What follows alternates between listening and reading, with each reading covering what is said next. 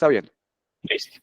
Perfecto. Entonces, pues ya Nicolás hizo una presentación sobre quién soy yo. Me presento para todas y para todos. Camilo Andrés Luengas Bernal.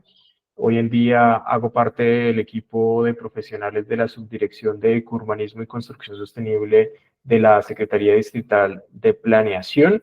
Y como lo mencionaron, estuve, digamos, encargado de la coordinación técnica y estratégica de lo que fueron casi 2 años de trabajo intenso para la consolidación de este decreto 582 del 2023, que pues tengo hoy la oportunidad de contarles las generalidades de lo que es el decreto. Importante mencionarles y reiterarles a todas y todos que estamos arrancando este ciclo de socialización del decreto. Se han proyectado 4 espacios. Esos 4 espacios son 4 espacios virtuales. El primero el día de hoy, martes 19, en donde vamos a ver una introducción a lo que es el Manual de Urbanismo y Construcción Sostenible, a los distintos elementos que tiene el manual para la aproximación técnica de los requerimientos. La segunda sesión va a ser el jueves 4 de abril. El 4 de abril va a ser un espacio dedicado a la disposición de bienestar.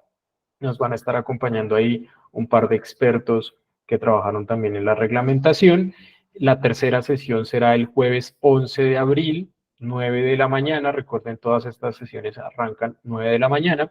En la sesión del jueves 11 de abril vamos a tocar los elementos de residuos, materiales, circularidad, estructura ecológica principal y temas de reverdecimiento, para cerrar con la última y cuarta sesión, la de seguimiento, verificación y control, en donde pues también vamos a hablar de los incentivos técnicos, vamos a hablar de los elementos que se construyeron para visualizar el seguimiento y la implementación de esta reglamentación. Eso será el jueves 18 de abril. Además, apoyado sobre todo en pues, los equipos técnicos, ya lo mencionaba Nicolás, un equipo técnico amplio que fue el que desarrolló pues, toda esta reglamentación. Entonces recuerden, hoy, primera sesión, vamos con 3 sesiones más hasta el jueves 18 de abril para socializar esto.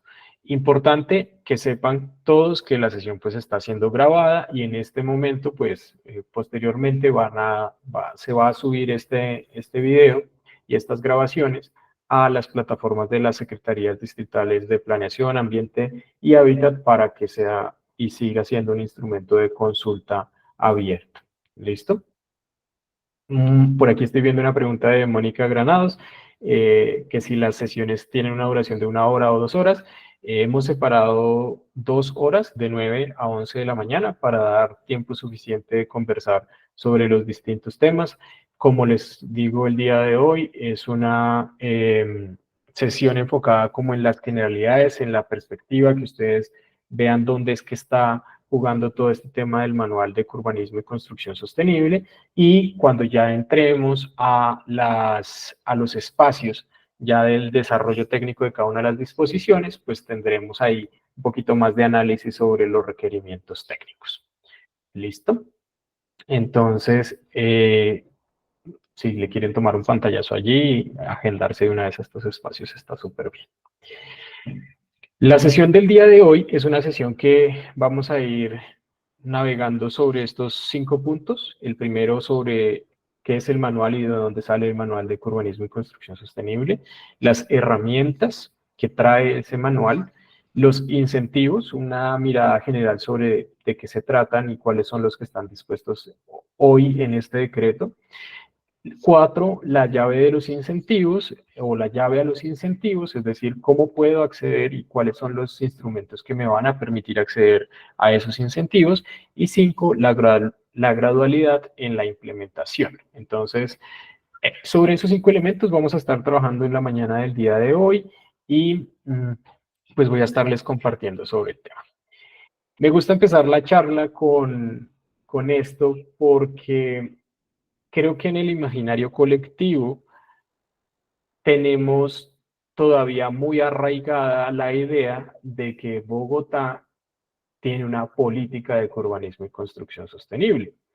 Y la verdad es que Bogotá tuvo una política de urbanismo y construcción sostenible hasta que se expidió el decreto 555 del 2021, porque el decreto 555 del 2021 derogó esa política. La política era desde el gobierno de Gustavo Petro, y esa política había estado presente, digamos, en muchas conversaciones que habíamos dado como ciudad en distintas instancias, pero pues era simplemente una política, es decir, unos lineamientos y una visión sobre la ciudad y sobre cómo debía ser en materia de sostenibilidad, con un gran trabajo detrás, pero que como política no había evolucionado, digamos, a plantear unas estrategias, digamos, del alcance que sí plantea el decreto 582. Entonces, me gusta empezar con esto porque a pesar de que lo que tenemos hoy en día vigente es el decreto 582 del 2023, que es el decreto de urbanismo y construcción sostenible, pues nos hemos encontrado que todavía está muy arraigada esa idea de la política. Entonces, llamamos al decreto como política, eh, pero se me hace muy importante mencionarles esto porque de todas maneras en las redes van a seguir encontrando información sobre el decreto 566 del 2014, y cuando ustedes vean eso, pues van a llevarlos a esta imagen que hay aquí abajito que dice Política Pública de Urbanismo y Construcción Sostenible de Bogotá. Entonces, como coexiste esa información en la red, pues entonces puede generar algo de confusión. Entonces, que sepan que la política de urbanismo que estaba adoptada o que fue materializada a partir del decreto 566, pues esa política ya no existe, está derogada, ¿ok? Y lo que sí existe, pues es básicamente el decreto 582 del 2023. Entonces, lo que hizo Bogotá con esa política fue trasladar buena cantidad de esos contenidos a esa visión de plan de ordenamiento territorial que quedó en el decreto 555 del 2021, y a partir de eso, pues entonces deroga la política, recoge una buena parte de esos contenidos, y además en el decreto 555 del 2021, en el artículo 117, pues establece una tarea para la administración, que fue la tarea que se hizo durante todo el año 2022, todo el año 2023, y que continuará, ¿no? Esto es un tema que evidentemente hay un decreto, pero evidentemente es una tarea que es continua, en términos de la actualización del decreto, en términos de la actualización de los incentivos, en términos de la actualización de la visión de sostenibilidad. Evidentemente, hay un tiempo en donde la administración distrital debe recoger otra vez esta información, analizarla, ver la evolución de las prácticas de sostenibilidad en la industria de la construcción, ver la evolución de las prácticas en la industria de la manufactura de materiales, y volver a plantear nuevos escenarios, digamos una política o un decreto, más bien un decreto de urbanismo y construcción sostenible, pues no es un decreto que deba durar 10 o 15 años andando sobre las mismas eficiencias, porque la lógica es que las prácticas de la construcción evolucionan, la disponibilidad tecnológica de los equipos también evoluciona, y el desempeño de esos equipos evoluciona. Entonces es un ejercicio en ese sentido. Entonces, para todas y para todos, lo que hay sobre la mesa es un decreto 582 del 2023, por el cual se reglamentan esas disposiciones de urbanismo y construcción sostenible del Plan de Ordenamiento Territorial, que quedaron, pues digamos, como una tarea de la administración en el Plan de Ordenamiento Territorial, artículo 117. Entonces, durante 2022 y 2023, las secretarías, este es un tema conjunto, y yo creo que por ahí Nicolás me decía que hay muchas personas, no solamente de Bogotá, sino que se estaban registrando personas de otras partes del país. Lo interesante de la materialización de un decreto de este estilo es que no debe ser un trabajo individual, sino que debe estar fundamentado en un proceso integrativo que aquí se ve materializado en la participación tanto del sector privado como de la Secretaría Distrital de Planeación, la Secretaría Distrital de Ambiente y la Secretaría Distrital del Hábitat. Es decir, Para construir un decreto reglamentario de urbanismo y construcción sostenible no se necesita una visión, una única visión, sino necesitamos una visión integral, por lo tanto necesitamos la multidisciplinariedad en la aproximación a la resolución de los problemas. Entonces, justamente el decreto está construido bajo esa lógica, bajo la lógica en que hay un aporte importante desde múltiples disciplinas y un aporte importante desde la visión tanto de lo público como de lo privado. ¿Listo? Entonces, decreto 582-2023, 6 de diciembre del 2023, se expide el decreto y se comunica oficialmente en la Gaceta de Urbanismo y Construcción del Distrito de Bogotá el día 13 de diciembre. Es decir, que el decreto, digamos, esa es como la fecha oficial, a pesar de que tiene 6 de diciembre, cuando se firma y demás, pues solamente se materializa cuando se expide en la Gaceta de Urbanismo y Construcción, entonces eso se dio el día 13 de diciembre. El decreto 582, ¿qué trae? Cuando ustedes vean este documento, que es el articulado, ¿cierto? En el articulado van a encontrar el objeto y ámbito de aplicación, van a encontrar el marco regulatorio de los incentivos, van a encontrar aspectos importantes sobre la verificación, seguimiento y control, van a encontrar algo asociado al ecourbanismo y específicamente el programa de ecobarrios que ha liderado la Secretaría Distrital del Hábitat durante un buen par de años y que ya tiene en la ciudad varios barrios y varias zonas de la ciudad con este calificativo, por ejemplo, el barrio El Cortijo, La Perseverancia, son unos de ellos y son como los que más han estado permanentemente en este tipo de programas. El decreto habla un poquito sobre eso, pero también habla un poco de las disposiciones finales relacionadas, por ejemplo, a vivienda rural, relacionadas, por ejemplo, a la gradualidad en la implementación del decreto, el régimen de transición, qué va a pasar o qué debería pasar con las edificaciones existentes y qué debería pasar o qué va a pasar con las edificaciones públicas. Es decir, que el decreto, pues en un esfuerzo de administrativo importante, pues resume buena parte de las iniciativas que ha tenido no solamente la administración anterior, sino las administraciones anteriores y esta administración del alcalde Galán en términos de la visión de sostenibilidad también pues está ahí plasmada y que en esta administración del alcalde Galán pues también hay una visión de sostenibilidad, de seguir reforzando estos temas y de seguir aportando desde pues digamos, desde el compromiso ambiental que tiene la ciudad y en términos de cambio climático. Entonces, aquí hay un resumen de los contenidos del decreto. Eso es lo que ustedes van a ver cuando lean el articulado. ¿Listo? Ecobarrios, solamente para hacerles un repaso importante sobre lo que hay allí. Como en el decreto se habla de urbanismo y específicamente del programa Ecobarrios, recordarles que la Secretaría Distrital del Hábitat tiene este programa y tiene cartillas asociadas a qué debería tener un ecobarrio, cómo debería conformarse un ecobarrio. Entonces, el decreto también, en los documentos que yo voy a dejar hacia el final de consulta, también hay materiales de este estilo para que se conozca y difunda un poco más como todas estas iniciativas, que no necesariamente son las edificaciones nuevas solamente, sino que también los barrios consolidados pueden tener un tema de un trabajo importante hacia la sostenibilidad. Y por supuesto también rescata este documento que es supremamente interesante para quienes han estado muy interesados en trabajos asociados a temas de vivienda, específicamente temas de vivienda rural. Pues ustedes saben que Bogotá, el distrito de Bogotá es 72%, 73% es un ámbito rural. Entonces, la administración de Peñalosa en su momento hizo una cartilla desde la Secretaría Distrital de Planeación de Bogotá y pues un trabajo interdisciplinario en donde se identificó cuáles deberían ser las características de la vivienda rural para Bogotá, entendiendo que en el territorio del distrito, pues el 73% de esa área, pues corresponde a esa característica.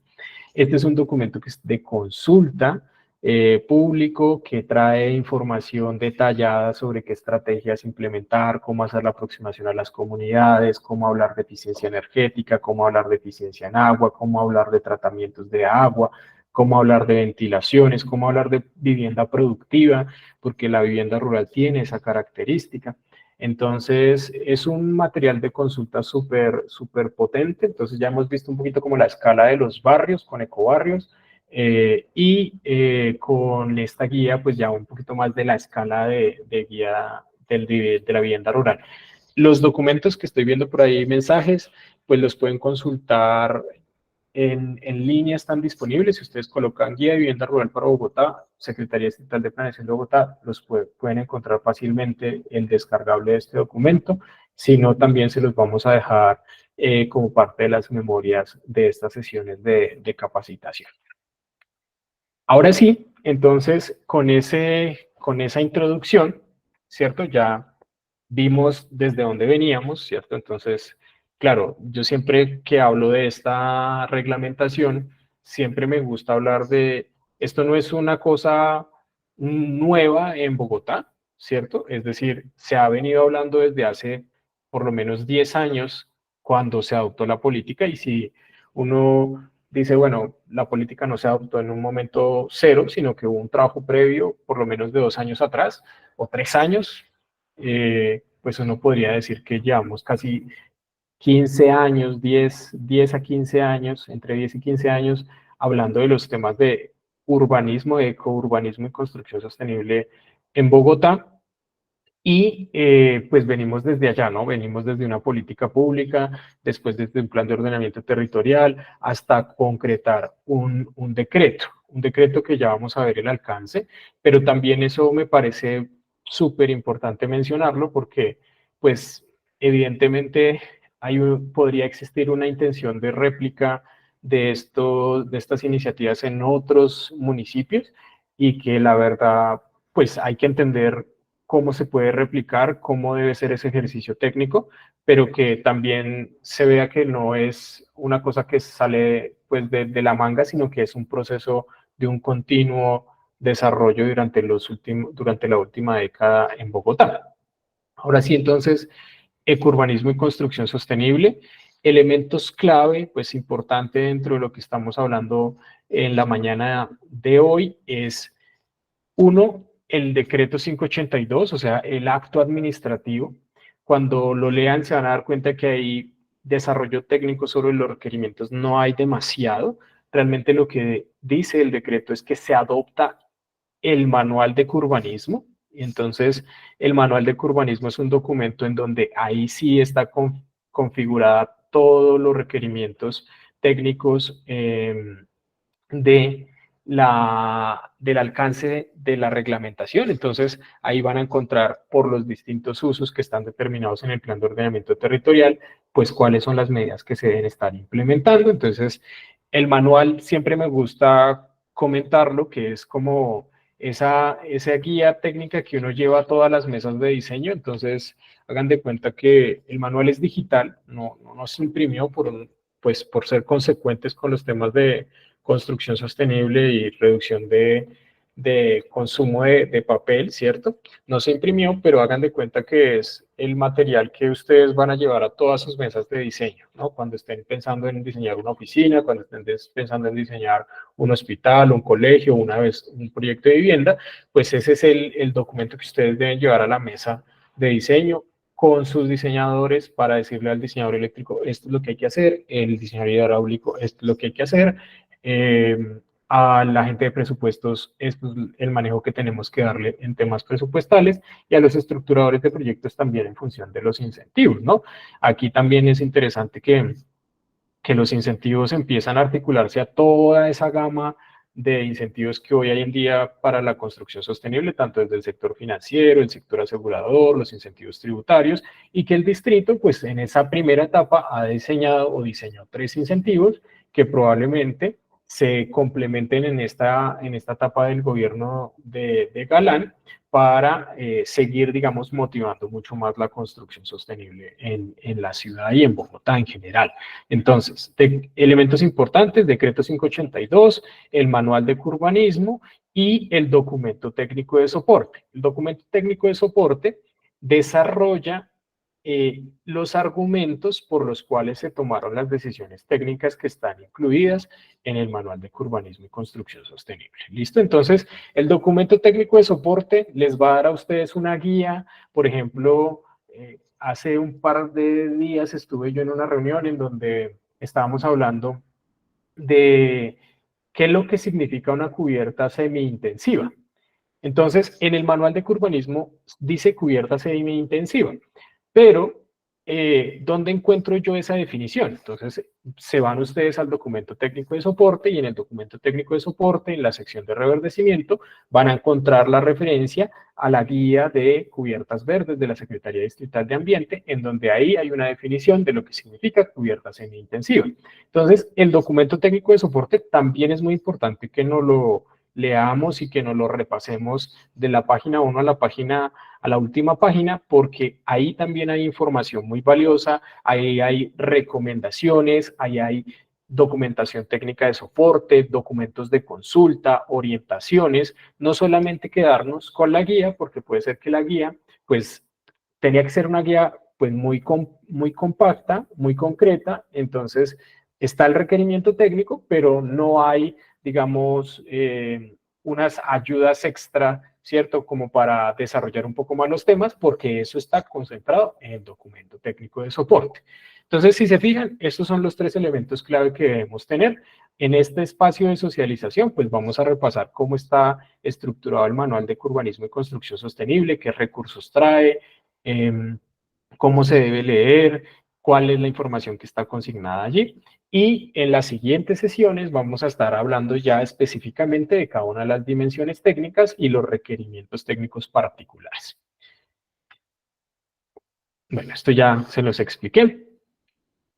Entonces, aquí es importante aclararles a todas y a todos que el manual de urbanismo y el decreto 582 estableció requerimientos técnicos en el urbanismo y construcción sostenible para edificaciones que se licencian bajo la modalidad de obra nueva. Y eso es muy importante. Y esa es la primera nota de resaltador en sus agendas, y es obras que se licencien bajo la modalidad de obra nueva en el formulario único de licenciamiento. Solamente ese, no aplica para ampliaciones, no aplica para remodelaciones, solamente la categoría obra nueva. Entonces, si ustedes tienen un proyecto y van a llenar su licencia de construcción y la categoría que califica es obra nueva, en ese caso tienen que aplicar el manual de urbanismo y construcción sostenible. En cualquiera de los otros tipos de licencia, pues no. Por ahí Sandra está preguntando desde qué fecha exacta.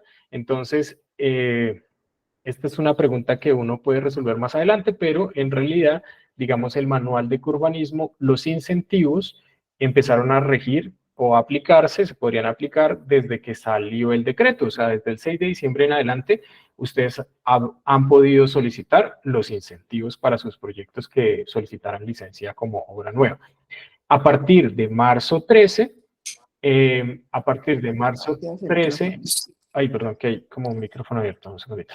A partir de marzo 13, la obligatoriedad del cumplimiento del manual de urbanismo y construcción sostenible, pues se hace para unas disposiciones técnicas en particular, no todo el alcance, o sea, se hace para todo, excepto materiales, y después de 6 meses, o sea, lo que vendría siendo abril, mayo y junio, en junio entra en vigencia el tema de materiales. ¿Listo? Entonces, ese es como el tema de la gradualidad en la implementación del decreto. Entonces, las modificaciones de licencia, si yo solicité la licencia antes del periodo del 13 de marzo, no me aplica la obligatoriedad del cumplimiento de urbanismo y construcción sostenible y pues digamos que las modificaciones están ligadas a esa solicitud inicial, así que no hay inconveniente con el tema. Disposiciones técnicas.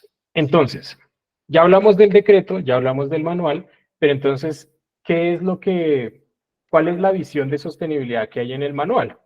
Y yo aquí los quiero llevar y preguntarles si ustedes conocen o recuerdan la resolución 549. Muy fácil, ahí en el chat, escriban sí, no, alguna cosa de ese estilo para poder verlos aquí un poquito como en la interacción. Bueno, Alejandra, María Fernanda dice que no, la ingeniera Ginés Bernal dice no, Ana María Arisa no, Simón Herrera dice no, Diana León no, Lina María Blanco sí, Carolina Jiménez no, Sandra Forero dice que sí. Bueno, estamos entre unos no y unos sí. Entonces, muy importante esto, por ejemplo, Gabriel Pardo dice no, Barbarita Valero dice sí, Juan Guillermo Lozano dice sí, Salomé Medina no. Muy bien, muchas gracias y pueden seguir dando ahí la respuesta, porque realmente la resolución 549 del 2015 es la resolución del Ministerio de Vivienda, Ciudad y Territorio que nos puso a todos en su momento a pensar en construcción sostenible. Entonces, cuando el Ministerio de Vivienda, Ciudad y Territorio saca esta resolución, dice, a partir de un año en adelante, a partir del año 2016 en adelante, esto va a ser obligatorio para las 4 ciudades principales, Bogotá, Medellín, Cali y Barranquilla. Y a partir del segundo año, o sea, agosto del 2017, entonces esto va a ser obligatorio para todo el territorio nacional. Entonces, fíjense que estamos hablando del 2015. Ya vamos a cumplir 10 años también con esa reglamentación. Y esto lo que hizo fue también abrir un panorama súper valioso en términos de la aproximación técnica de los proyectos de construcción, pero me quiero enfocar en el alcance de esa resolución 549. El alcance de esa resolución 549 era eficiencia en agua y eficiencia en energía, porque estábamos hablando de que para construir la resolución 549, el Ministerio de Vivienda estuvo recogiendo información con una consultoría especializada por lo menos 2 o 3 años antes. Entonces, imagínense el 2012 hasta el 2015 recogiendo información, haciendo grupos focales, etcétera, para definir, bueno, qué debería pasar en Colombia cuando hablemos de construcción sostenible. Y se dijo, pues el alcance inicial debería ser, hablemos de eficiencia en agua y hablemos de eficiencia en energía. Pero mucho ha pasado desde el 2015 y mucho ha pasado en términos de la evolución de las prácticas de la industria de la construcción. Y entonces este decreto reglamentario de urbanismo y construcción sostenible de Bogotá, si lo miramos a la luz del COMPES 3919, Política Nacional de Edificaciones Sostenibles, pues está súper alineado con ese COMPES 3919, está súper alineado con el COMPES 3918, Objetivos de Desarrollo Sostenible, en donde hay una visión que es mucho más que la eficiencia. Entonces, claro, por supuesto, ustedes van a entrar al manual y van a encontrar de la disposición técnica, van a encontrar algo sobre eficiencia energética, van a encontrar algo sobre eficiencia en agua, porque esa es la cancha sobre la que estamos jugando, digamos, desde la visión nacional, pero también vamos a encontrar temas súper interesantes y que han venido evolucionando también incluso desde el sector privado y la necesidad de hablar de temas de bienestar, ni siquiera, bueno, perdón, de temas de bienestar alrededor de, perdón, que es que hay un micrófono abierto, ya, listo, a ver, bien, entonces, el bienestar entendido como qué nos permite tener confort térmico, qué nos permite tener confort lumínico, qué nos permite tener confort acústico, el reverdecimiento urbano, los residuos, los materiales y la colindancia con la estructura ecológica principal.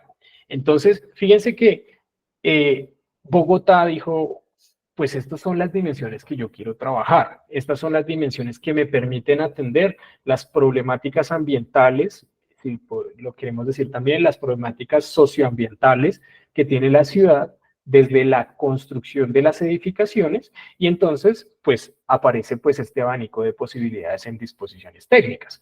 Pero si uno quisiera replicar este ejercicio en otro lugar, pues debería también entender cuáles son las condiciones o las problemáticas socioambientales particulares de ese municipio y a partir de allí plantear un alcance técnico. En Bogotá funcionan estas. Puede ser que se parezca mucho en otra ciudad o en otro municipio, pero pues ahí es donde entra como el conocimiento del territorio a facilitar la adopción de este tipo de reglamentaciones. Entonces, hasta ahí, pues digamos las disposiciones técnicas. Ahora bien, esas disposiciones técnicas se clasificaron en 3 categorías y ese también es nota pues de resaltador en sus libretas.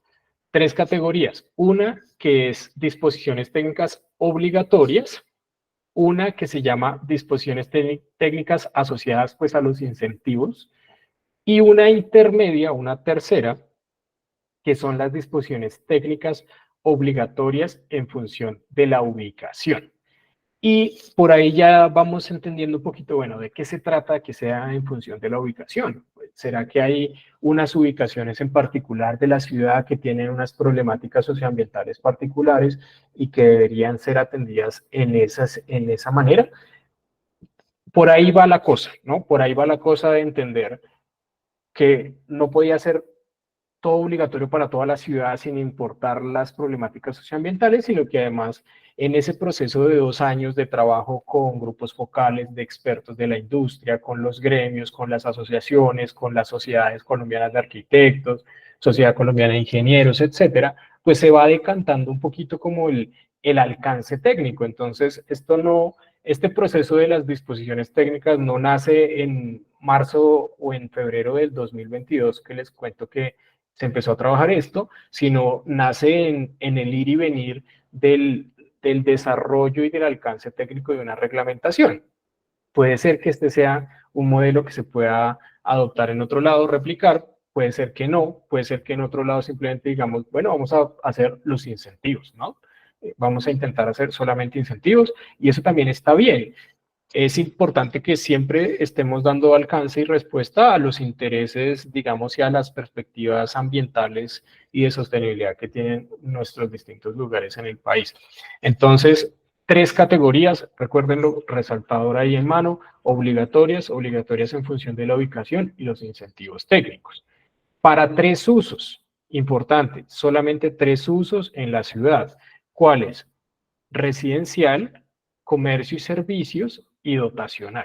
Entonces, uso residencial, si yo estoy haciendo un uso residencial, debo tener presente el manual de urbanismo.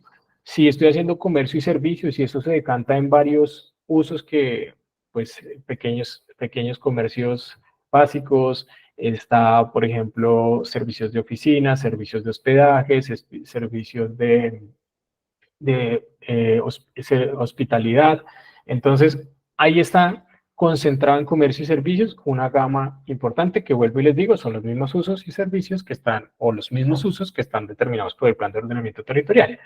Lo mismo pasa en dotacional. En dotacional vamos a encontrar dotacional de salud, dotacional de educación primaria y básica, dotacional de educación superior y para el trabajo, dotacional de, bueno, salud ya se los mencioné, educación y tal. Entonces, el manual está, digamos, como pensado para cada uno de esos usos que tiene que hacer. ¿Listo? ¿Qué herramientas trae el manual? Entonces, fíjense que vamos entendiendo desde el alcance del decreto, las disposiciones técnicas. Ah, importante, no lo mencioné, les dije las 549, algunos me dijeron, uy, pucha, eso nunca lo hemos escuchado, otros dijeron, sí, sí, sí lo hemos escuchado, pero en el alcance de eficiencia energética y eficiencia en agua, el manual lo que hizo fue eh, adoptar la resolución 549, es decir, los edificios que se licencien bajo la modalidad de obra nueva deben darle cumplimiento a la 549 del 2015 o sus posteriores actualizaciones en materia de eficiencia en agua y en energía. ¿Listo? Eso es súper claro, porque no nos salimos de lo que está determinado, digamos, en el ámbito nacional, en ese sentido. Ahora bien, ¿qué herramientas tenemos? Herramientas tenemos varias.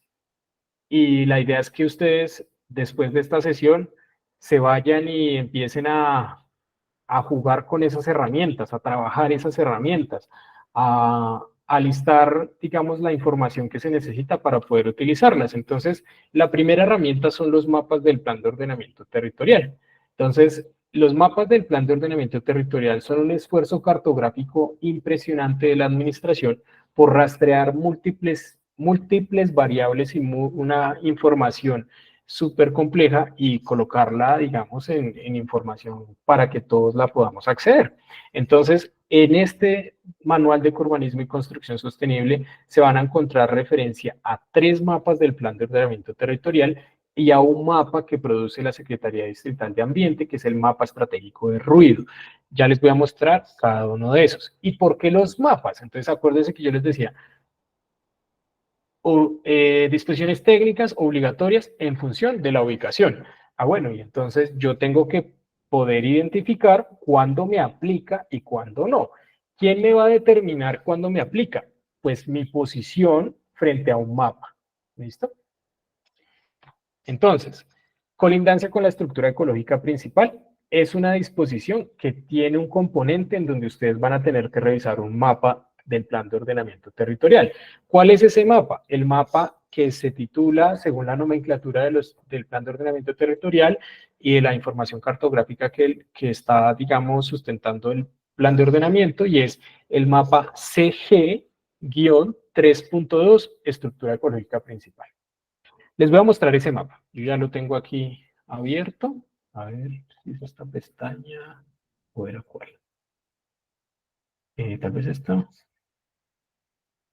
A ver, denme un segundo. Aquí está, mírenlo. Creo que ahí ya están viendo mi pantalla.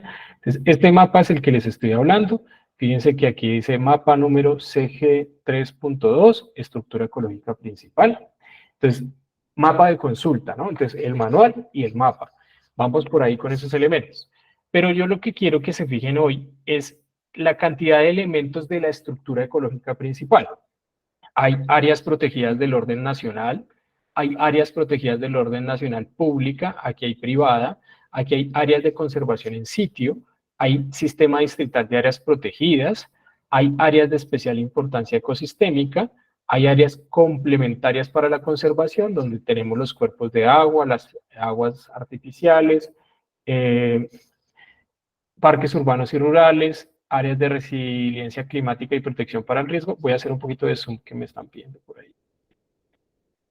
Eso. Entonces, quiero que se fijen en la nomenclatura del mapa, en la leyenda del mapa que dice elementos de la estructura ecológica principal. Recuerden que vamos a tener una sesión específica en donde vamos a revisar cuáles son las disposiciones técnicas de estructura ecológica principal. Aquí los estoy llevando solamente a que ustedes tengan presente, listo, entonces tenemos el mapa y el mapa nos va a dar información importante. El mapa se ve de muchos colores, entonces aquí están todos los elementos, pero el mapa se ve así. A ver, es un poquito pesado el mapa. Entonces aquí está el mapa y están señaladas cada una de las áreas. Pero acuérdense que son varias, ¿no? Ya las revisamos. Voy a volver a mi presentación y entonces, cuando hablemos de colindancia con la estructura ecológica principal, no son todas las áreas, perdón, no son todos los elementos de la estructura ecológica principal. Y eso es súper importante que lo tengan muy presente, porque ya les mostré la leyenda que hay muchos elementos, ¿no? Tenemos varios elementos en la estructura ecológica principal de la ciudad, de Bogotá, pero no son todos. Esta primera aproximación del decreto puso especial interés en 3 elementos. ¿Cuáles son esos elementos?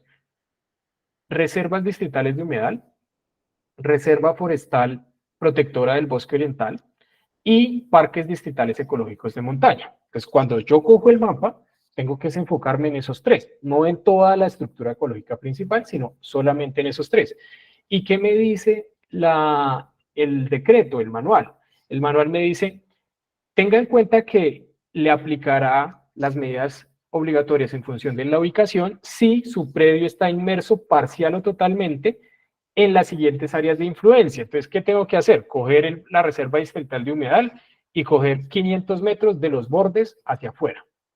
A ver qué área me da. Si mi predio queda inmerso total o parcialmente ahí, tengo que, primera notificación, tenemos que ponerle atención a lo que me van a pedir en estructura ecológica principal.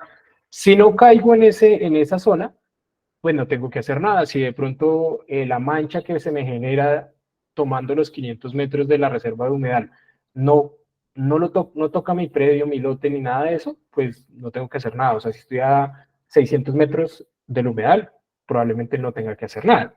Si estoy a 500 metros de la Reserva Forestal Protectora del Bosque Oriental o si estoy a 200 metros de los parques distritales ecológicos de montaña. El mismo ejercicio. Cogemos el mapa, identificamos el elemento, hacemos el área, digamos, de influencia alrededor de ese elemento de la estructura y pues miramos si mi predio le corresponde o no le corresponde. Puede ser que no, puede ser que sí. ¿Listo? Ese es el primer mapa. Segundo mapa. Los predios que se encuentran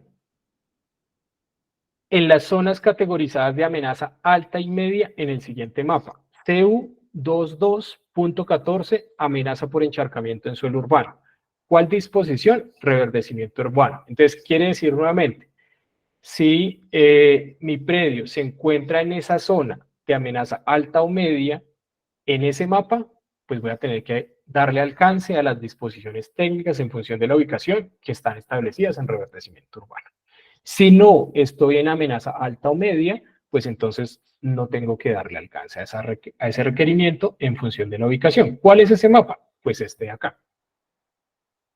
En rojo está la zona de amenaza alta, en amarillo está la zona de amenaza media y en verde está la zona de amenaza baja.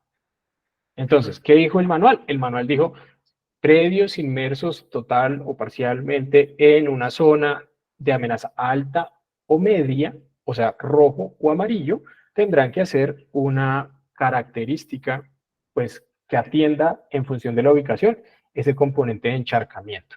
Este es el mapa, voy a bajar aquí a la leyenda para que ustedes lo tengan presente. CU 2214, amenaza por encharcamiento en suelo urbano y de expansión, y la leyenda rojo alta, amarillo media. Y pues si vamos un poquito como a las áreas y los porcentajes, entonces digamos en suelo urbano, la amenaza alta y media viene siendo como el 15% del territorio, digamos, urbano, del área urbana. Entonces, solamente los predios ubicados en ese 15% del territorio urbano, pues tendrán que prestarle atención, digamos, al reverdecimiento en función de la ubicación. Entonces, estamos bien por ahí, ¿no? Creo que hemos hecho como un ejercicio de entender cómo usar el mapa, qué información me da el mapa, y sobre todo pensando en el desarrollo de mis proyectos, pues dónde va a incidir esa condición o dónde no va a incidir esa condición. Segundo mapa, les dije que eran 3 más uno de la Secretaría de Ambiente. Tercer mapa, está dentro de la categoría o disposición técnica de bienestar. Entonces, en bienestar hay un componente que se llama confort acústico. Entonces, para poder identificar si a mí me corresponde hacer acciones en términos de confort acústico, esa es una disposición que está en función de la ubicación. Entonces, tengo que revisar cuál mapa. El mapa CU 5.2, áreas de actividad y usos del suelo. Entonces, cuando me voy al mapa CU 5.2, áreas de actividad y usos del suelo, entonces aquí estoy en la leyenda, dice predios que se encuentren inmersos total o parcialmente en las siguientes áreas. Entonces, grandes servicios metropolitanos. Vamos a mirar grandes servicios metropolitanos.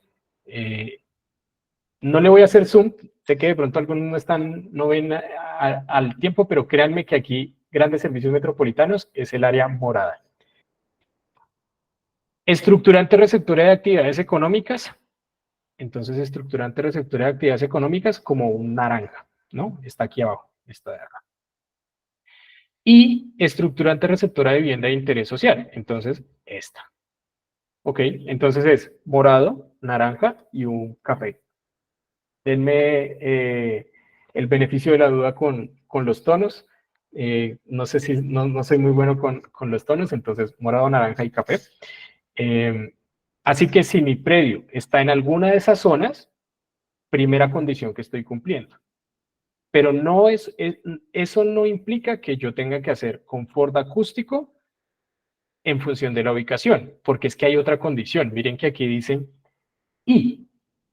y estén localizados sobre corredores viales cuyo nivel de ruido ambiente durante el periodo nocturno sea de 75.1 decibeles, de acuerdo con el mapa estratégico de ruido vigente. Entonces, el mapa estratégico de ruido vigente es un mapa que todo el tiempo la Secretaría Distrital de Ambiente está actualizando, está haciendo monitoreo del ruido en las calles, etcétera, sumando no solamente el ruido de las calles, sino el ruido ambiente, ¿no? No es lo mismo estar en la carrera 30 un domingo que hay partido, a estar en la carrera 30 un domingo que no hay partido o un miércoles, ¿no? O cuando hay manifestaciones o cosas de este estilo, pues hay múltiples variables que afectan o que generan ruido en la ciudad.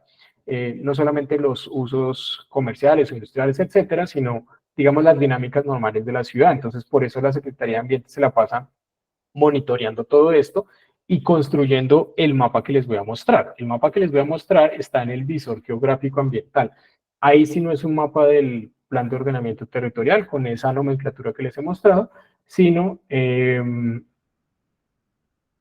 así que en este visor ustedes pueden escoger mapa estratégico de ruido, pero el mapa estratégico de ruido me dijeron ruido ambiente durante el periodo nocturno. Ah, bueno, listo. Y el periodo nocturno puede ser jornada ordinaria y puede ser dominical, ¿cierto? O sea, la ciudad se comporta de una manera entre semana y una manera distinta el fin de semana.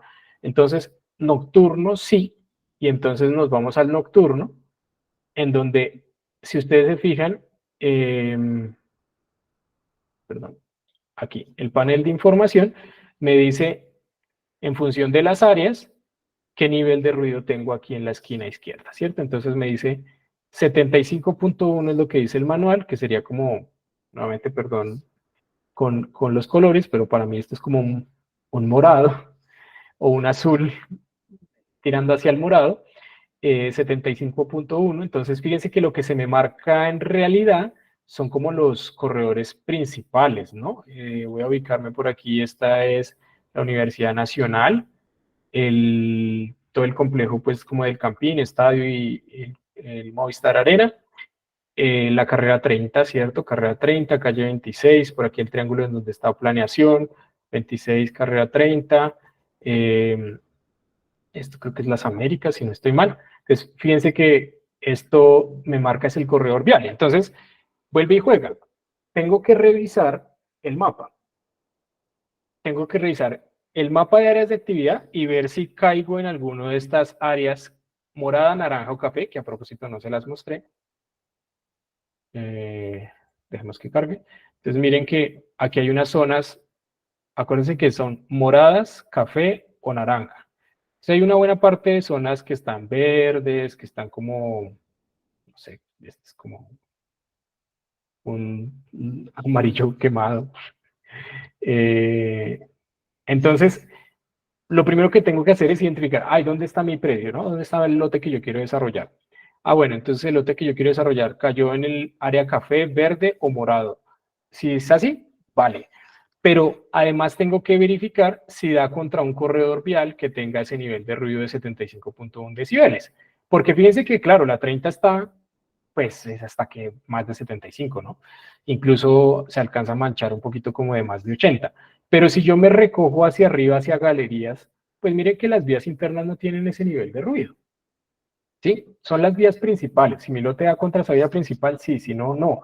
A pesar de que esté en el área de actividad, tiene que cumplirse ambas condiciones, que esté en el área de actividad y además que tenga, pues, esté frente a una vía que tenga ese nivel de ruido. Entonces, es un proceso de decantar dónde está mi proyecto y qué tengo que hacer. 3 mapas, ¿no? Mapa de estructura ecológica principal, mapa de encharcamiento, mapa de áreas de actividad y cuarto, que son los 3 del POT, más el cuarto, el mapa estratégico de ruido. Hasta ahí los mapas. ¿Qué herramientas trae el manual? El manual trae unas tablas, ¿no? Esta información que estamos viendo en las tablas la van a encontrar también en unas infografías y la van a encontrar también en las fichas ECOS, que son las herramientas que están dispuestas. ¿Por qué tablas, fichas e infografía? Pues porque todas las personas nos aproximamos al conocimiento de una manera distinta. De pronto para algunas personas resulte más sencillo entender el alcance de la reglamentación con esta tabla que yo les estoy presentando. De pronto otra persona está más acostumbrada o es más gráfica, entonces seguramente va a ir a consultar las infografías. O quizás hay una persona que su aproximación al conocimiento ha sido más desde los mismos estándares de certificación y desde los estándares técnicos, entonces le va a parecer más fácil aproximarse a una ficha técnica en donde le digan qué tiene que hacer. Básicamente las herramientas son o están disponibles para que sea una aproximación desde la diversidad de conocimientos que podemos tener y la facilidad de acceder al conocimiento. Entonces, para los que de pronto se sienten más cómodos en un sistema como de tablas, ¿cierto? Como organizado.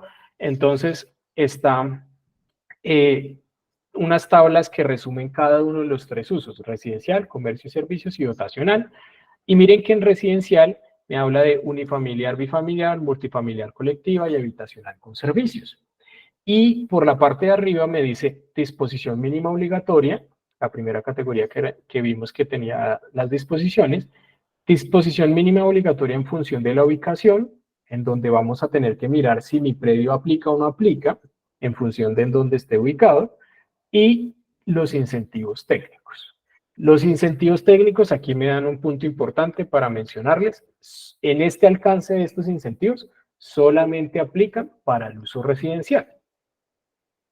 En este continuo de trabajo y evolución de las reglamentaciones, pues por ejemplo esta administración está pensando en que existan incentivos para otros usos. Entonces, la buena noticia es esa. La buena noticia es que conforme la ciudad va implementando cosas, pues se hace necesario evolucionar las mismas reglamentaciones. Entonces, si bien hoy en día el alcance del decreto tiene unos usos pensados para el segmento residencial, es probable que en los próximos años pues se construyan elementos que permitan materializar incentivos para otros usos, y habrá que ver cuáles son los requerimientos técnicos para eso. Entonces, en la disposición mínima obligatoria, lo que uno va a encontrar es qué tengo que hacer sí o sí, ¿cierto? La obligatoriedad, pues es lo que sí o sí tengo que completar. Entonces, miren que si estoy haciendo residencial y punto seguido, más bien, punto seguido no, paréntesis. Ahí no dice si bis o no bis. Aquí dice residencial, ya les voy a mostrar dónde dice bis y bis. Dice disposición mínima obligatoria, dice reverdecimiento urbano, bienestar, materiales, residuos y colindancia con la estructura ecológica principal. Y muchas veces me dicen, Camilo, pero y entonces cuénteme qué hay que hacer en materiales, cuénteme qué hay que hacer en residuos. Bueno, ese desarrollo técnico está en las fichas técnicas del manual, porque aquí no te puedo poner todo el detalle técnico de lo que tendrías que hacer. Pero aquí sí te dice, bueno, entonces son 6 disposiciones las que tengo que cumplir si estoy pensando hacer en un residencial. Y automáticamente la segunda pregunta que sale es, bueno, pero yo estoy haciendo es vivienda de interés social. Y entonces tenemos un tema en donde hay desistimientos en este momento, tenemos las ventas rezagadas, no hay iniciación de obras, se está hablando de este 40-60% de las unidades que están allí y que no se han podido materializar, ¿cierto? Entonces, ¿qué hay que hacer en la BIS? Es la siguiente pregunta. Entonces, en la BIS y BID, fíjense que en la misma columna me dice una nota pequeñita aquí abajo, créanme que dice eso, ya lo verán en sus pantallas cuando tengan las memorias, dice BIS y BID solo aplica bienestar. Es decir, que de estas 6 disposiciones, si yo estoy haciendo un proyecto de vivienda de interés social o prioritaria, me voy a concentrar solamente en la segunda, que dice bienestar, que tiene confort térmico, lumínico y calidad del aire. ¿Por qué esto? Porque hay estudios que se revisaron como parte del decreto, de la elaboración técnica del decreto, derivados del programa del acelerador de eficiencia energética que empezó la Secretaría de Planeación como en el año 2018, en donde se identificaron que las unidades de vivienda, especialmente las de vivienda de interés social y prioritario, tenían unas horas, digamos un número importante de horas del día, sobre todo en las noches y en las madrugadas, en donde las personas estaban por fuera del rango de confort. Y eso pues conlleva una afectación importante en términos de, por ejemplo, aparición de humedades, en términos de aparición de enfermedades respiratorias. Entonces la administración dijo, bueno, listo. Si queremos hablar de construcción sostenible, lo más importante realmente es la salud y bienestar de las personas que ocupan el espacio. Entonces, concentrémonos solamente en bienestar, en hablar de confort térmico, lumínico y calidad del aire para la vivienda de interés social y prioritario. ¿Listo? Por ahí el arquitecto Julián Rodríguez dice condenaciones por los materiales y procesos constructivos. Exactamente. Entonces, digamos que la BCB, dijimos como que este es el tema que hay que ponerle atención y empecemos a evolucionar la conversación a partir de allí, porque pues asociado a eso hay un tema de salud de las personas. y que eso termina replicándose en el sistema de salud distrital, y el sistema de salud distrital se termina replicando en los impuestos de la ciudad, y en los impuestos de la ciudad se termina volviendo en un tema del bolsillo de cada uno de los ciudadanos y ciudadanas que habitamos esta linda ciudad, ¿no? Entonces, vivir, bis. Vamos con bienestar, ¿no? Ahora bien, ¿qué pasa si yo estoy en función de la ubicación? Pues me voy y me reviso los 3 mapas, el cuarto mapa de ruido, y digo, no, no cumplí ninguna condición, ni la del encharcamiento, ni la de la estructura ecológica principal, ni ni la del ruido. Entonces me olvido de esa columna. Esa columna para mí no existe. ¿Qué pasa si alguna condición tengo que hacer y estoy haciendo un proyecto no bis? No bis, ojo, si estoy haciendo un proyecto no bis, pues me dice, oiga, usted lo que tiene que hacer es bienestar y colindancia con la estructura ecológica principal. Póngale atención a eso. Si es que cumple con esas características, si no cumple con la condición de estar cercano a los elementos de la estructura ecológica principal, o estar frente a un corredor vial de 75.1 decibeles, o estar en el área de actividad, pues tranquilo, o sea, no pasa nada. Usted puede hacer su proyecto, solamente le da alcance a lo obligatorio. ¿Qué pasa si estoy haciendo un BIS? Entonces miren que para BIS dice solo aplica bienestar. Es decir, volvemos a la misma lógica y decimos, bueno, pues la estructura, el relacionamiento con la estructura ecológica principal es muy importante, pero es más importante que la gente tenga un confort acústico en esas viviendas. Entonces, ojo, porque yo no estoy entrando a decirles ni en dónde es el tema del confort acústico, ni qué elementos, ni nada de esto, porque es que no es en toda la vivienda, no es en todas las fachadas, no es en todas las ventanas, sino son en los espacios acústicamente sensibles. Y eso dependerá de qué, por ejemplo, del manejo que yo le dé desde la arquitectura al proyecto. Si yo logro ubicar mi proyecto de tal manera que hay unas distancias importantes a esas fuentes de ruido, pues puedo resolverlo. Si logro ubicarlo desde la geometría y la ubicación de las habitaciones que no den colindantes contra esos niveles de ruido, pues también lo puedo resolver de esa manera. O sencillamente, si mi predio no tiene ninguna de esas condiciones, pues no tengo que hacer absolutamente nada. Entonces, lo principal siempre va a ser revisar si cumplo con alguna de las características de la condición en función de la ubicación. Pero importante que en esta charla, si ustedes se lleven, no es que de aquí en adelante todas las viviendas de interés social entonces tienen que brindar confort acústico. No, es caso a caso y eso se va a resolver en las mesas de diseño, en donde uno realmente puede masticar bien el proyecto, las condiciones y ver cómo lo puede resolver en el uno a uno. Y los incentivos técnicos, acuérdense que están solamente en este alcance de este reglamento para lo residencial. Entonces, en ese momento, para la vivienda de interés social y prioritario, pues entonces fíjense que como la norma nacional dice, para la eficiencia en agua y energía es opcional, ¿no? Pues en Bogotá tendríamos que incentivarlo realmente. Entonces, Bogotá dijo, listo, vamos a incentivar que las BCB logren mejores desempeños en eficiencia en agua y energía. Y la manera de demostrar ese desempeño es a través de unos instrumentos que ya los vamos a ver hacia adelante, es los sistemas de certificación en construcción sostenible. Sistemas de certificación en construcción sostenible que muchos desarrolladores de proyectos ya utilizan, como Edge, que digamos esto ha sido una herramienta bastante difundida, bastante interesante en su aplicación, una herramienta sencilla de aproximación a la sostenibilidad que ha sido promovida por Camacol y que además ha permitido, digamos, profundizar conversaciones de sostenibilidad en muchos constructores, no solamente en los grandes, sino en los pequeños y medianos también. Entonces, aparece Edge y dice, bueno, si tú quieres acceder a este incentivo, busca la certificación Edge y demuéstrame este desempeño. O si estás acostumbrado a hacer otro tipo de certificación como Casa Colombia, perfecto. Si quieres hacer LEED, también. Si quieres hacer Bogotá Construcción Sostenible, que muchos de ustedes son seguidores de estos espacios de Bogotá Construcción Sostenible, en donde se ha explicado la reglamentación y demás, y el documento técnico de soporte, pues Bogotá Construcción Sostenible también se vuelve un elemento importante para acceder al incentivo.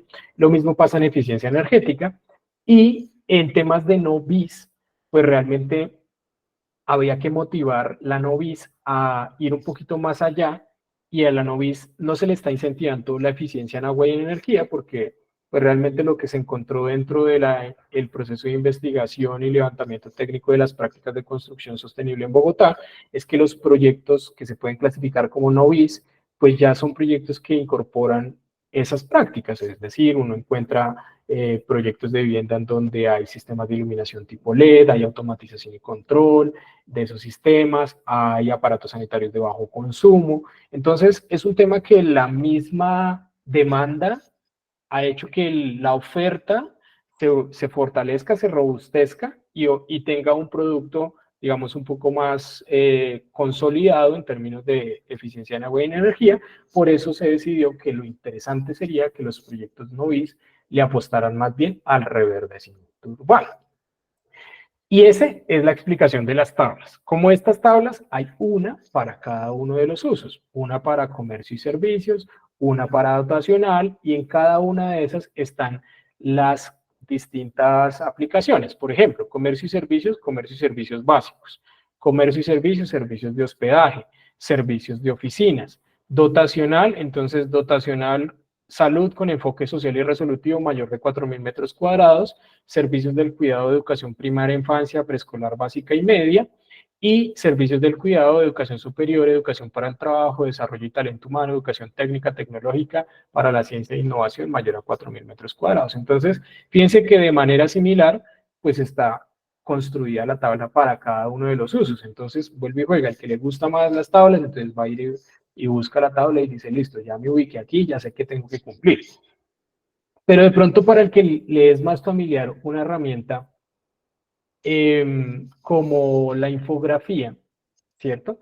Entonces, la infografía está construida tres infografías, naturalmente. Una para las disposiciones técnicas obligatorias, una para las disposiciones obligatorias en función de la ubicación y una para los incentivos técnicos.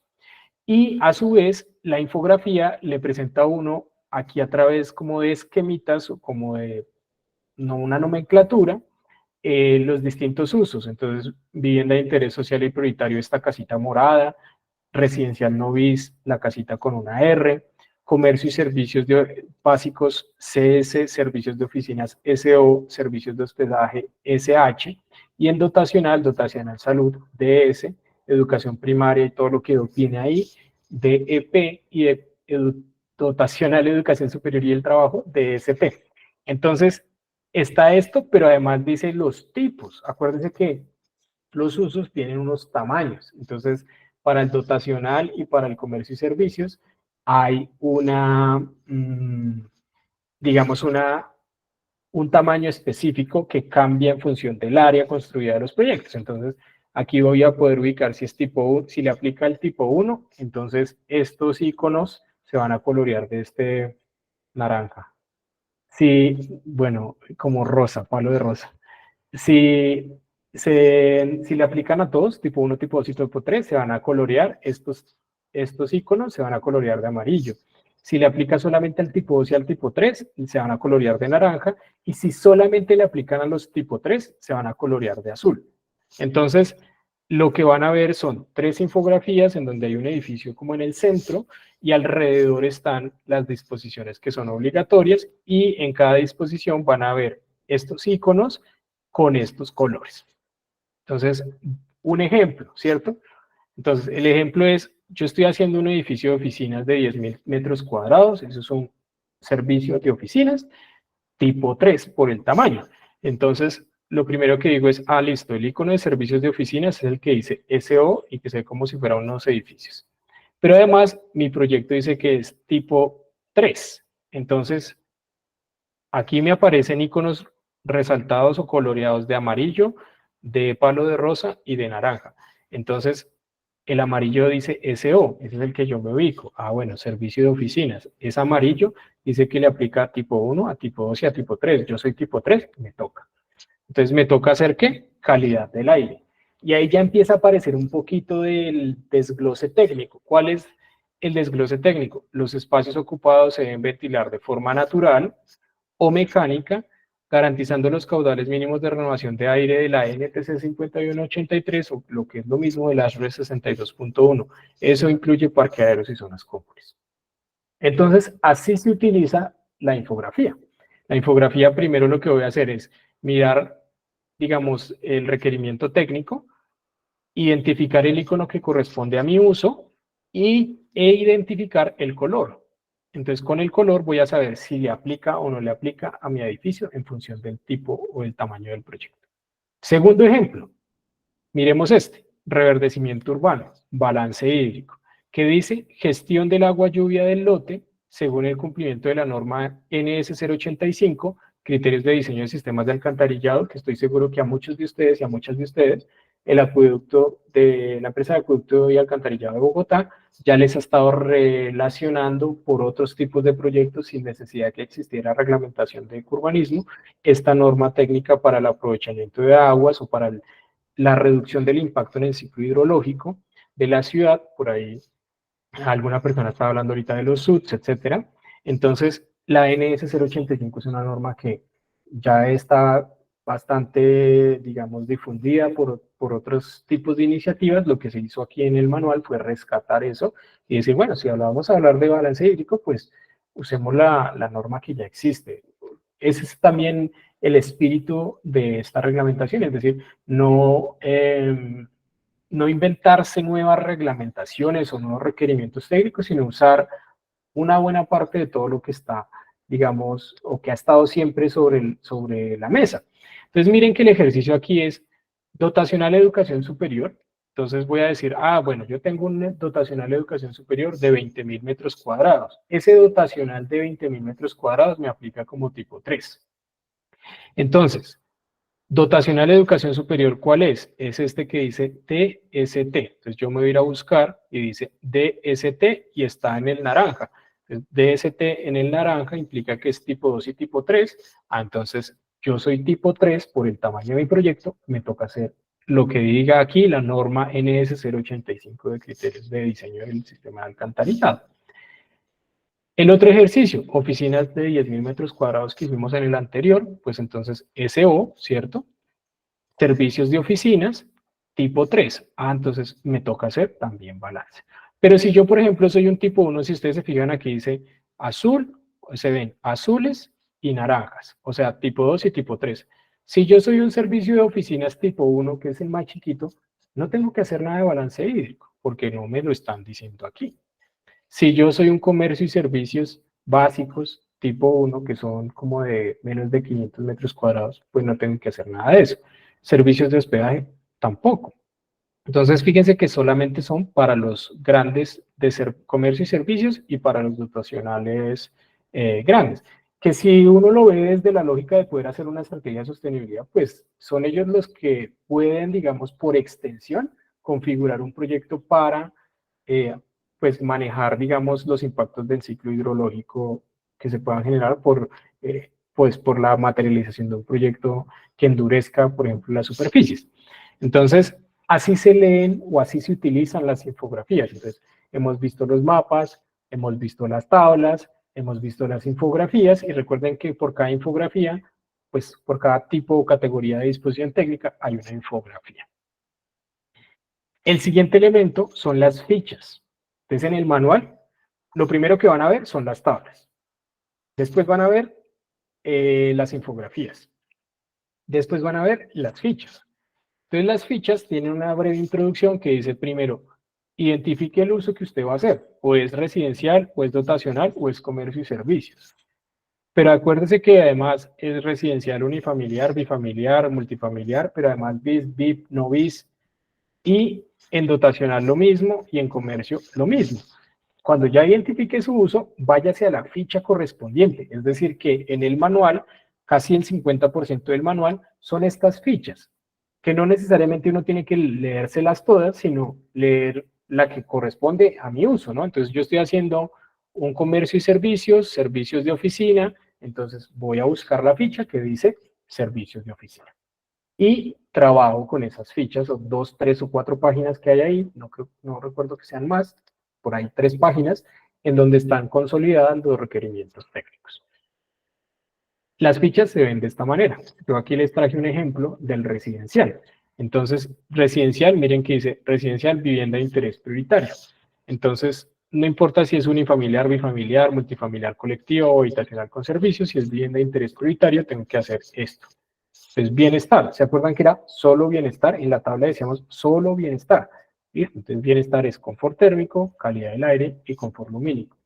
No se me angustien, cada uno de estos términos y cada uno de esos requerimientos técnicos los vamos a ver en la sesión que viene, la segunda sesión de trabajo y de socialización, en donde vamos a tener la categoría de bienestar, para entender qué es lo que es una transmitancia térmica menor o igual a 2.5 vatios metros cuadrados Kelvin y con qué lo podemos medir y cómo podemos construir. También vamos a ver lo de calidad del aire y también vamos a ver lo que está, por ejemplo, en confort lumínico, que está ligado nuevamente al RETILAB. El RETILAB, pues este reglamento que hemos venido utilizando en los proyectos desde hace mucho tiempo y que hay ahí un requerimiento para aprovechamiento de luz natural. Entonces, justamente, vuelvo al espíritu del manual, es recoger toda esa información técnica que estaba por ahí suelta y traerla, digamos, hacia el manual. ¿Listo? Por ejemplo, aquí aparece bienestar, también aparece, acuérdense, en función de la ubicación. Estamos viendo la ficha de vivienda de interés prioritario, que es la misma de vivienda de interés social realmente.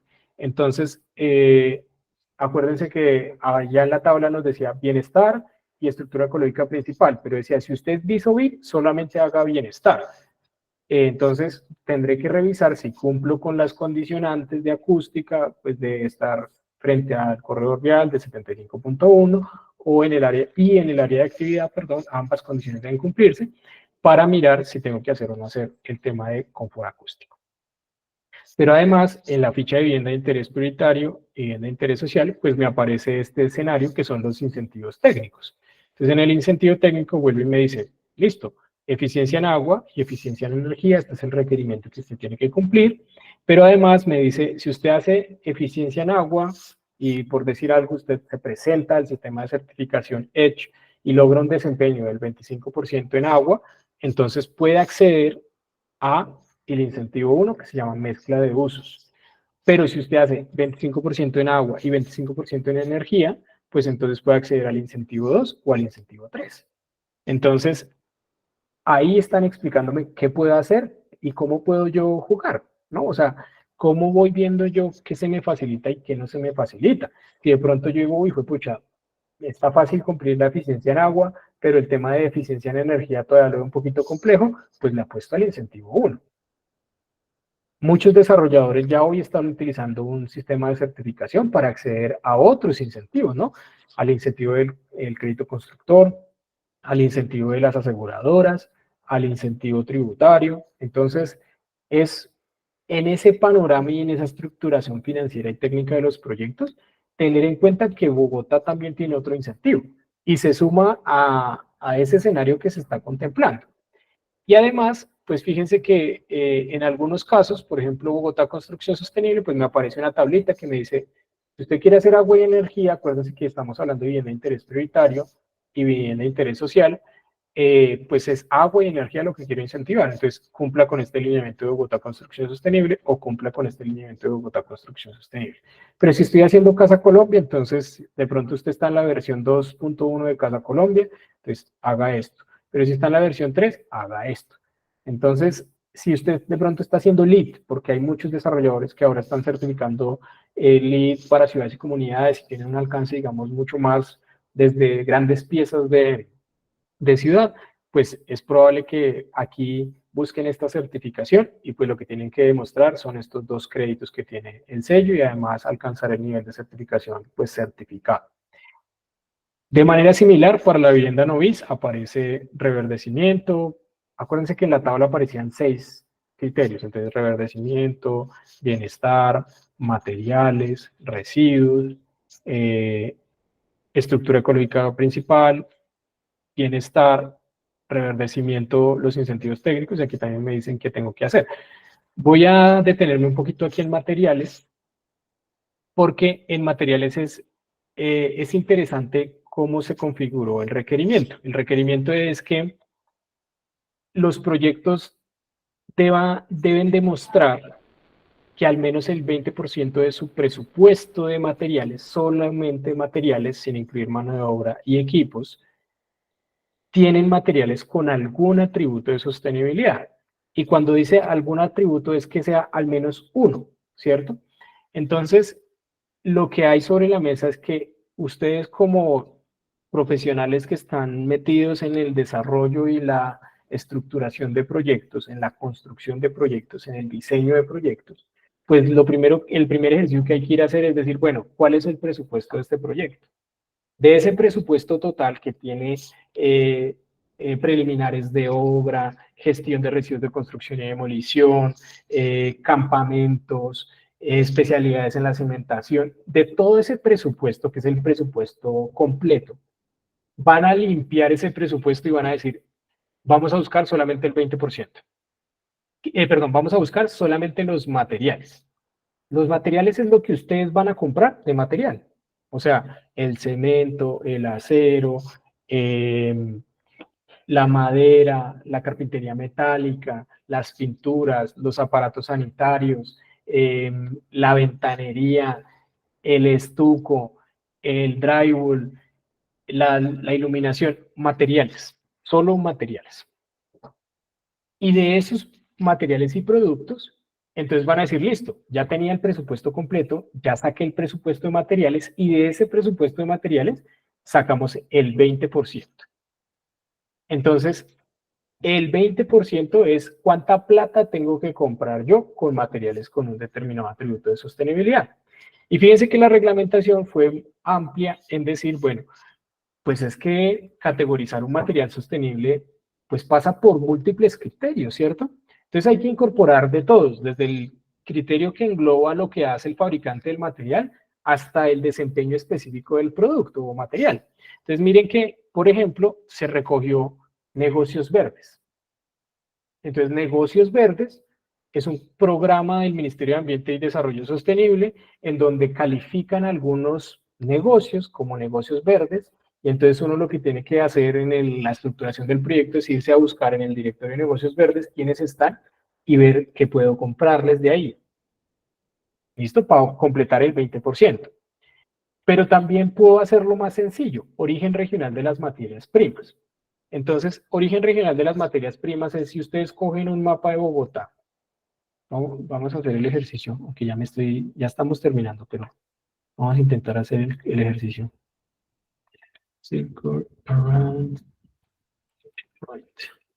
Para que ustedes se vayan aquí con la información.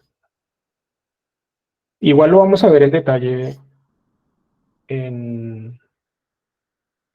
cuando tengamos la sesión de materiales. 500 kilómetros y vámonos a ir por acá a Bogotá. Él me va a dibujar un radio de 500 kilómetros, no voy a ser específico, aquí está mi proyecto, en la mitad de Bogotá, ¿no? Básicamente puede ser lo mismo. Entonces, en pantalla ustedes ven, ay, por aquí se me puso otro círculo. En pantalla ustedes pueden ver lo que implica un radio de 500 kilómetros. Entonces, ¿qué me dice el requerimiento? Materias primas extraídas en un radio de 500 kilómetros tomando como centro el proyecto. Pusimos como centro Bogotá. Puede ser un poquito más a la derecha, un poquito más al norte, ¿cierto? Pero 500 kilómetros. Eso implica que las materias primas de los productos que yo voy a utilizar en mi proyecto estén dentro de este radio de 500 kilómetros. Está Cali, Medellín, Bucaramanga, Cúcuta, Villavicencio, Neiva, Tunja. Por aquí alcanza a entrar Montería. Entonces, si la materia prima de esos proveedores que ustedes tienen se extrae en estos 500 kilómetros, me funciona, vale, está bien, va sumando. No quiere decir que todos ahora tengan que cumplir esto.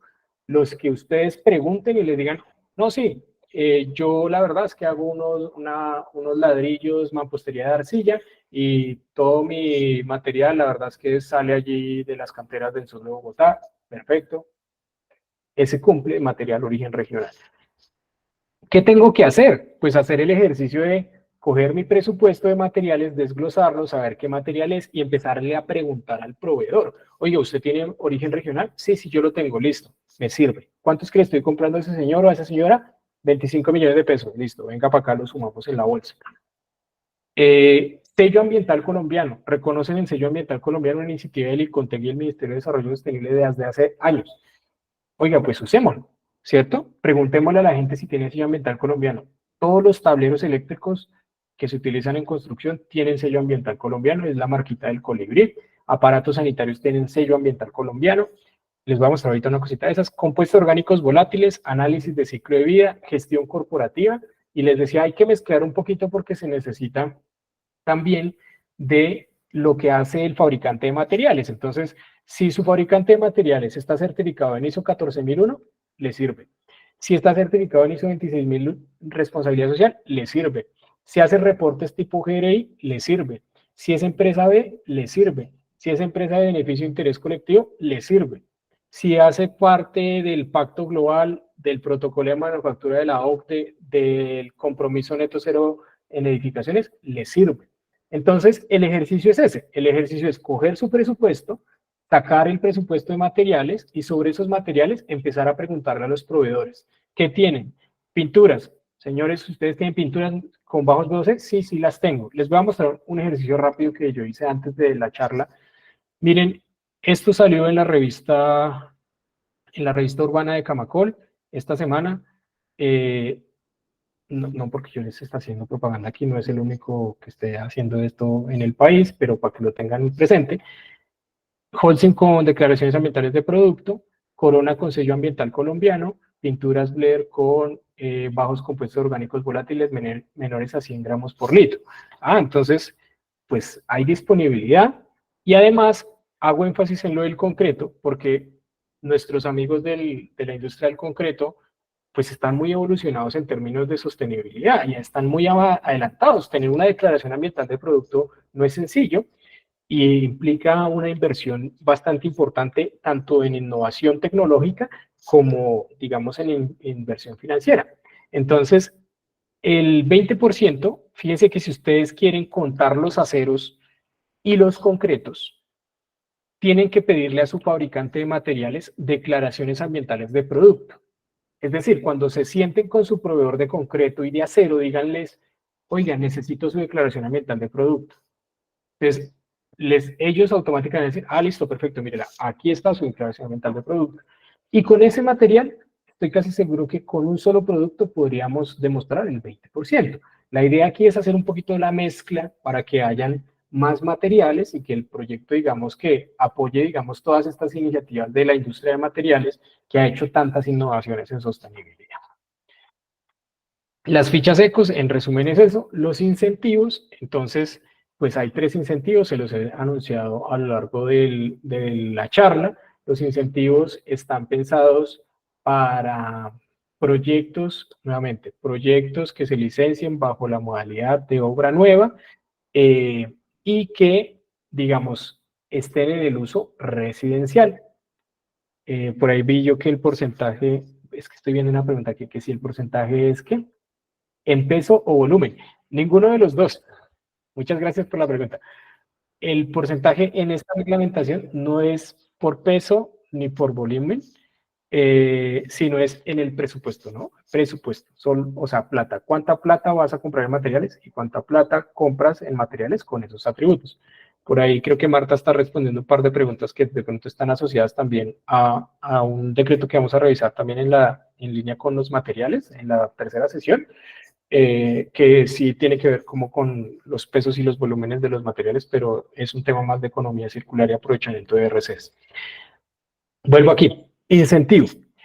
Incentivos, 3 incentivos. El primero, mezcla de usos en el tratamiento de desarrollo y renovación urbana. El incentivo 2, aumento de área para estacionamientos. Y el incentivo 3, disminución de la exigencia del aislamiento lateral. Los incentivos hay que revisarlos caso uno a uno, ¿cierto? Porque yo, así como pensamos las disposiciones obligatorias en función de la ubicación, pues resulta que esas disposiciones, pues hay que analizarlas si me toca o no me toca uno a uno. Esto también, o sea, hay que analizar cómo, digamos, en el ejercicio técnico financiero de los proyectos, pues hay que revisar, bueno, ¿qué es lo que tengo que hacer para acceder al incentivo? Demostrar una eficiencia en agua, demostrar una eficiencia en energía o hacer reverdecimiento. ¿Cuánto cuesta hacer eso? ¿Y cuál es el beneficio que voy a percibir en el distrito? Pero también cuál es el beneficio que voy a percibir en el banco, pero cuál es el beneficio que voy a recibir por incentivo tributario. Entonces, fíjense que empieza es, no necesariamente el incentivo de Bogotá es uno suelto por ahí, porque esa no es la realidad del ecosistema de incentivos, sino se suma al resto de incentivos que los proyectos de hecho ya han venido aprovechando. Entonces, el ejercicio de mirar cuál incentivo me aplica y si me aplica o no me aplica y cuál me conviene, pues es un caso a caso, ¿no? Porque de pronto yo no tengo que hacer aislamiento lateral, porque tengo una norma de un plan de regularización y manejo especial que pues me permite una modificación. No sé, o sea, hay tantas variables como se puedan dar. Lo interesante aquí es que ustedes sobre su mesa de trabajo digan, listo, estoy haciendo un proyecto de vivienda de interés social. Esa vivienda de interés social, eh, tengo una necesidad de, por ejemplo, reducir mezcla de usos, cosas de este estilo, podrían ser interesantes. Tengo un proyecto de uso mixto, en ese caso que les puse primero, o necesito, por ejemplo, aumento de área de estacionamientos. Entonces, recuerden que es únicamente para el segmento residencial y el caso a caso, pues lo van a ir viendo ustedes en su proyecto. Entonces, la administración distrital está haciendo estas jornadas de socialización para, primero, divulgar que el decreto está, digamos, en marcha. Segundo, para enseñar, digamos, cómo masticar un poquito como la reglamentación, para que se pueda hacer un ejercicio interno en quienes estructuramos proyectos también para el sector privado y que a partir de eso empiecen a surgir inquietudes específicas en el uno a uno que pueda resolverse. El año pasado había una figura del consultorio POT, este año continúa el consultorio POT y además continúa un espacio que va a ser muy de consulta para esto. Lo estuvimos hablando con Camacol la semana pasada en el marco del evento de Camacol Verde de Bogotá y Cundinamarca, en donde justamente pues la idea es que pues ya está esto, hay que hacer el ejercicio, hay que mirar cómo es los requerimientos obligatorios en mi proyecto, cómo son los potenciales incentivos que están, digamos, estipulados aquí, si me convienen, si vale la pena que yo participe o no participe por el incentivo, porque recuerden que el incentivo es opcional, el incentivo es voluntario. Aquí les dejo una ficha resumen de los incentivos, en qué consiste cada uno de esos incentivos, y esta sí es muy importante porque en función de lo que ustedes hagan en sus proyectos pueden acceder a uno de los incentivos, solamente a uno de los incentivos por ahora. Vuelve y juega. Estamos en este momento de arrancar, esto es ya la quinta temporada, yo hablo de que esto ha sido como varias temporadas, hemos pasado 4 temporadas, esta es la quinta temporada en donde vamos a echar a andar un proyecto interesante sobre esta reglamentación, en visualizar qué potenciales incentivos hay adicionales a estos, que nos permita gestionarlo el plan de ordenamiento territorial, porque claro, cuando uno habla de incentivos en construcción sostenible siempre aparece el famoso incentivo de edificabilidad. Lo que pasa es que el incentivo de edificabilidad en el plan de ordenamiento territorial ya están estipuladas unas alturas máximas que hacen que desde la construcción sostenible no podamos darle ese beneficio a un proyecto que se destaque por sus atributos de sostenibilidad, porque ya el plan de ordenamiento estableció un tope máximo. Entonces, hay que encontrar alternativas y justamente, digamos, la puesta en marcha del decreto y la puesta en marcha de la reglamentación nos va a permitir decantar esto. Yo no voy a profundizar en los incentivos, acuérdense, tenemos una cuarta sesión, la sesión del 18 de abril, en donde vamos a ver específicamente la sesión de trabajo de 2 horas sobre en qué consiste el incentivo, sobre cómo puede acceder, cuáles son los requerimientos técnicos y un par de ejemplos también para que ustedes se puedan familiarizar con el tema. En este momento, si hacen eficiencia en agua en BCBIP, pueden acceder a mezcla de usos. Si hacen eficiencia en agua y energía, ambas pueden acceder al incentivo 2 o al 3. Y si estoy haciendo no bis y de pronto ustedes por ejemplo, en conversaciones la semana pasada con un desarrollador inmobiliario, me decía o nos decía, es que yo estoy haciendo cubiertas verdes. Estoy haciendo cubiertas verdes porque la verdad es que el público al que yo le vendo mi proyecto, pues es un público que le interesa que esas zonas estén reverdecidas, le interesa tener un espacio cómodo en donde salir a contemplar, digamos, el panorama, no le interesa que sean superficies duras. Entonces, yo tengo proyectos en donde he configurado cubiertas verdes. Entonces, si yo he configurado cubiertas verdes, hay una oportunidad para que mi modelo ya no sea simplemente porque yo estoy respondiendo a la demanda de ese tipo de soluciones, sino que además voy a intentar o voy a poder percibir algún incentivo, por ejemplo, en el tema de mezcla de usos. Si hago reverdecimiento urbano, las tres características, techos verdes, primera tierra y zona verde sobre placa, entonces puedo acceder al incentivo 2 o 3. Eso es lo que está planteado en el alcance técnico del incentivo. La llave a los incentivos básicamente son los sistemas de certificación.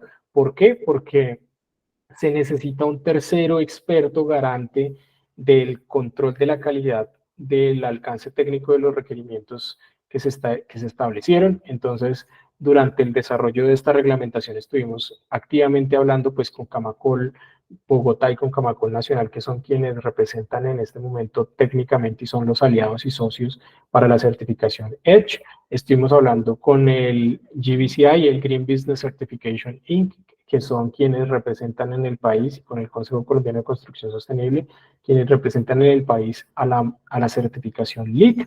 Hablamos con el Consejo de Construcción Sostenible, que es quien desarrolló técnicamente la herramienta Casa Colombia y que además la verificación la hacen a través de Bureau Veritas. Bureau Veritas en el 2028 cumple 200 años de estar trabajando en temas de aseguramiento de calidad en múltiples procesos. Yo sé que en la vida de cada uno de nosotros está, o siempre ha escuchado a alguien que hace una auditoría y dice 9.000, 14.000, y si no es el ICONTEC, es Bureau Veritas, el auditor que va a ir a inspeccionar ese tema. Eso lo tiene Casa Colombia y el Consejo Colombiano de Construcción Sostenible. Entonces, si se fijan detrás de cada uno de estos instrumentos, igual en Bogotá Construcción Sostenible, la Secretaría de Ambiente ha calificado proyectos de ciudad, ha calificado proyectos urbanos, ha calificado proyectos de edificación. Y si ustedes se fijan, pues hay un proceso de verificación. Y eso es lo clave a la hora de los incentivos, que haya un proceso de validación y verificación de que lo que se dijo que se iba a hacer, sí se hizo.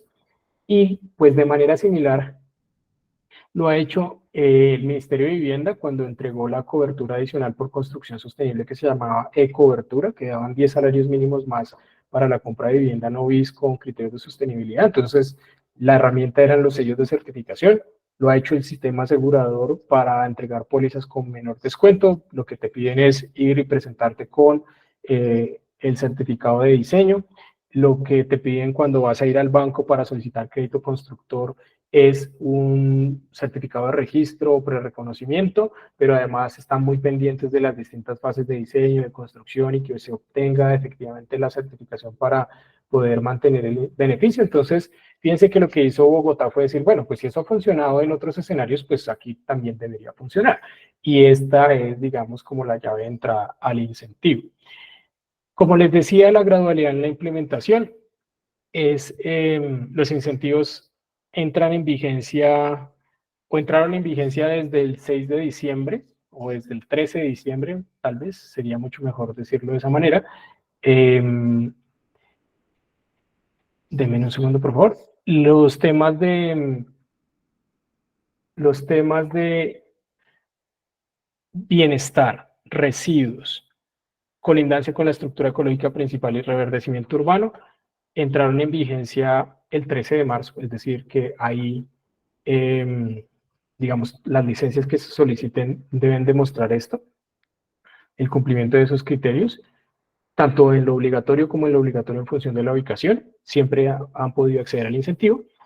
Y materiales, la disposición de materiales que vimos ahorita un poquito como se desglosa, entra en vigencia 6 meses después, es decir, otra vez, abril, mayo y junio. Junio, el 13 de junio, a partir del 13 de junio, las licencias que se soliciten como obra nueva, pues deberán cumplir materiales. Hasta ese momento, pues ningún proyecto pues, deberá cumplir esa disposición en específico, que es el 20% del presupuesto de los materiales.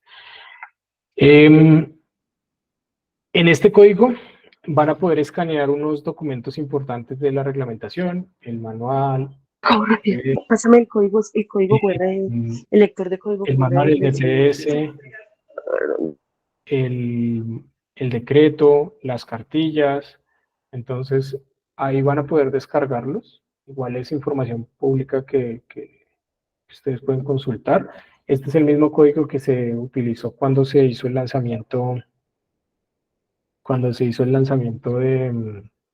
de los manuales de espacio público y el manual de urbanismo. Así que, pues ahí les queda en pantalla un ratico y yo voy a pasar aquí a mirar, por ejemplo, las preguntas por este lado. A ver, estos 15 minuticos que nos dé para revisar las preguntas. A ver. Por ejemplo, alguien dice, si tengo una licencia desde octubre del 2023, ¿aplica? No, no aplica. Aplica para todo lo que no es retroactivo, mejor dicho.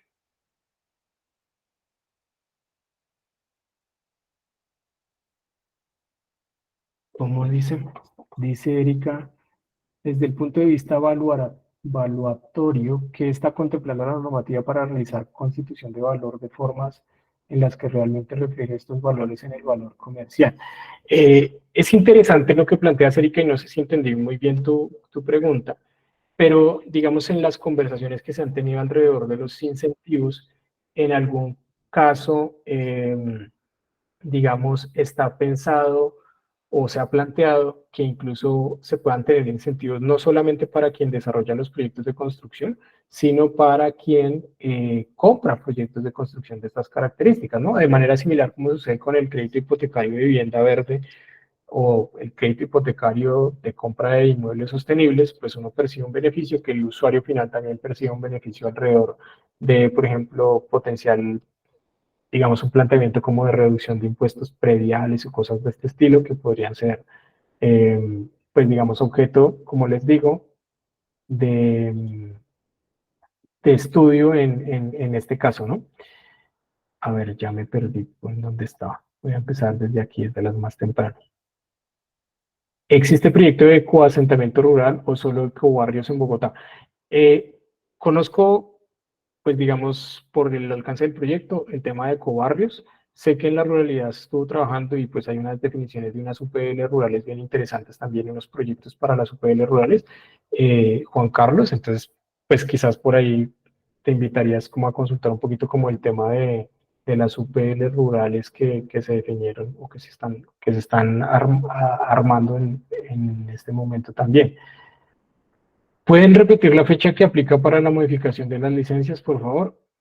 Bueno, y lo uno con la respuesta anterior, o sea, es decir, si yo solicité una licencia antes de la entrada en vigencia del proyecto, pues me aplica es lo que estaba antes, ¿no? O sea, no es retroactivo el decreto y lo mismo pues pasará pues con las modificaciones. Si yo modifico mi licencia después de que entró en vigencia, pues realmente yo tengo mi licencia original antes de la entrada en vigencia del decreto. Creo que esta ya la han respondido. Lo del decreto 582 modifica la resolución 3654 en 2014. Creo que José Fernando estuvo respondiendo por ahí. Sí. ¿Cuál sería la metodología para garantizar la reubicación de comunidades asentadas en territorios de alto riesgo de acuerdo con el nuevo plan? Bueno, yo creo que esa es una pregunta muy, muy importante. Se sale un poquito como el alcance y el contexto de la sesión que estamos trabajando hoy en día, porque no es un instrumento pensado para el reasentamiento de comunidades, sino es para un instrumento pensado para la desarrollo o sea, desarrollos inmobiliarios con la característica que sean edificaciones nuevas. Sin embargo, pues nos queda aquí en el registro y el equipo, tanto de las tres secretarías, puede dar una respuesta alrededor de eso. ¿Cuáles son los incentivos que ofrece esta reglamentación por construcción de SUDs? Entonces, bueno, ahí Laura, la noticia también es que el tema de los SUDs como tal, pues están inmersos también dentro de la norma técnica del acueducto y alcantarillado de Bogotá, es decir, esa es una de las prácticas que son válidas allí. La noticia es que eso pues digamos, hace parte también del componente de obligatoriedad del decreto, pero también, pues digamos, en función de eso, por ejemplo, si dicen en no bis, en el reverdecimiento urbano, uno podría intentar implementar SUTS y buscar algo de incentivos, pero realmente está enfocado más como en el componente obligatorio. Entonces, que se me mueven, pero, ya sé qué es lo que pasa, que van llegando como en horas. 932, 956. ¿Existe alguna plataforma en la que podamos revisar proveedores que cuentan con alguno de esos atributos? La Secretaría Estatal de Ambiente tiene un directorio de proveedores con atributos de sostenibilidad y creo que eso está disponible. El equipo yo creo que les puede mandar información al respecto. Se llama Ecodirectorio, estaba colocando Marta aquí en el chat. Entonces, para que lo puedan revisar. Se contempla hacer obligatorio la implementación de simulaciones de performance de la edificación, que realmente es el validador de cómo se va a comportar el edificio. Ramón, muchas gracias por la pregunta. Por ahora, el alcance del decreto, si tú lo ves, y por tu pregunta, sé que eres un profesional que está involucrado en estos temas y que tiene un conocimiento importante. Nos decantamos por una medida prescriptiva, no por una medida de desempeño, como podría ser, digamos, el uso de simulaciones. No es de la característica de, o sea, no te lo solicita el decreto hoy en día. Sin embargo, siempre será una posibilidad para demostrar que estás cumpliendo con el decreto usar una simulación de desempeño, una simulación dinámica con cualquiera de los software que cumpla el ASHRAE 140, pues para demostrar que estás cumpliendo con el decreto, pero no es una obligatoriedad, pues porque no toda la industria de la construcción está en capacidad, digamos, hay unas capacidades diferentes en los que apenas se están aproximando a la sostenibilidad y a la modelación energética como una herramienta de toma de decisiones. Por aquí dice Alfredo, ya está claro el protocolo de revisión, seguimiento y control de esta reglamentación por parte de la curaduría. Es que muy importante, voy a hacer un resumen rápido de lo que significa eso, pero también vamos a revisarlo en la sesión 4.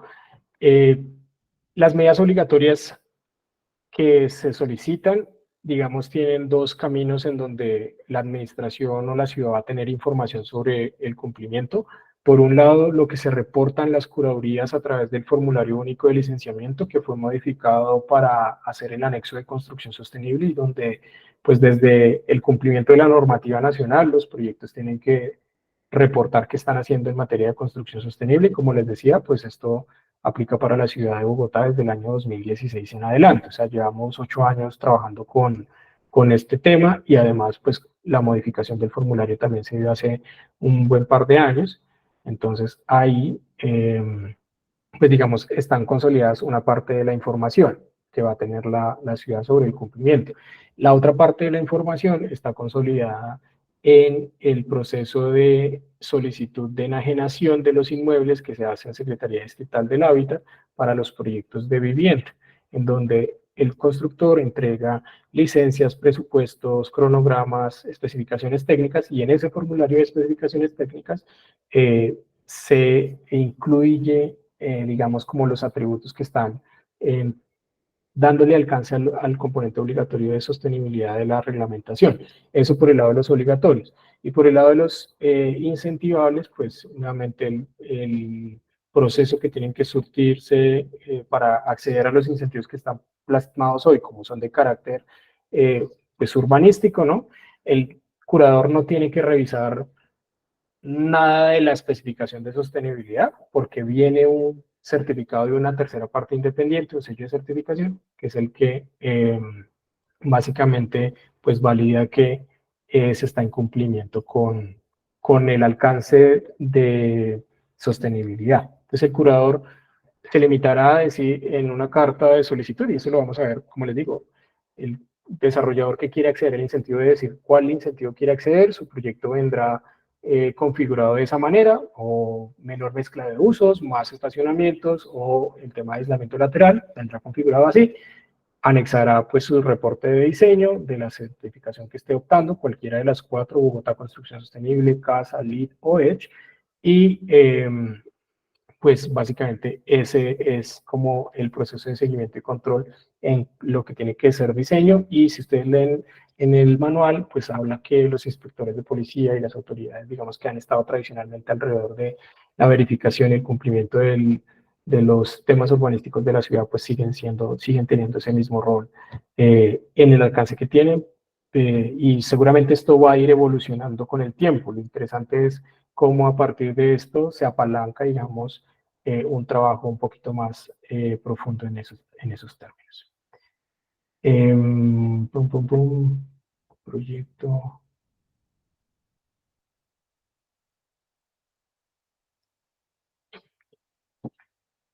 Ramón dice, los tiempos para aplicar a la licencia son siempre diferentes a cuando salen las certificaciones. ¿Cómo se aplican a los incentivos? Evidentemente, Ramón, las certificaciones tienen unos periodos de verificación, pero la certificación también es flexible de cuando uno la puede iniciar o cuando no la puede iniciar. Entonces, por ejemplo, yo he encontrado proyectos que avanzan todo el paquete de diseño y se presentan a la certificación cuando tienen terminado el diseño. Y hasta el momento no han hecho nada de la curaduría. Entonces, un poquito lo que va a pasar con los tiempos de solicitud de las licencias, más bien, los tiempos de solicitud de las licencias no, los tiempos de solicitud de las certificaciones, es que yo voy a anticipar esa solicitud de diseño, de revisión de diseño, para hacerla coincidir con mi solicitud en curaduría. De manera similar pasó con los incentivos tributarios. Cuando yo tengo que pedirle el incentivo tributario a la UME o a la ANLA, perdón, a la UME en este momento, yo debo contemplar por lo menos entre 4 a 6 meses, por bien que me vaya, o en algunos casos 8 meses. Entonces, como hay un tercero que va a estar verificando, pues yo modifico mi cronograma y ajusto mi cronograma para poder presentarme a esto, obtener la resolución y digamos, poder hacer sacarle todo el beneficio al incentivo. Entonces, de manera similar, los proyectos de construcción deben manejar los tiempos, o sea, coordinar lo que es los tiempos de solicitud de la licencia con el tiempo de revisión de diseño de las certificaciones.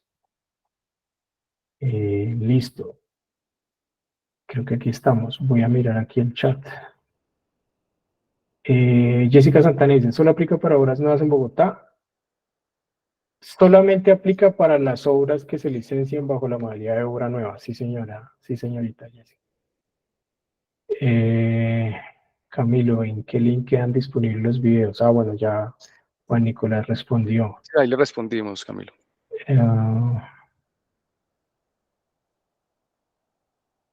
Listo. Ok, el directorio.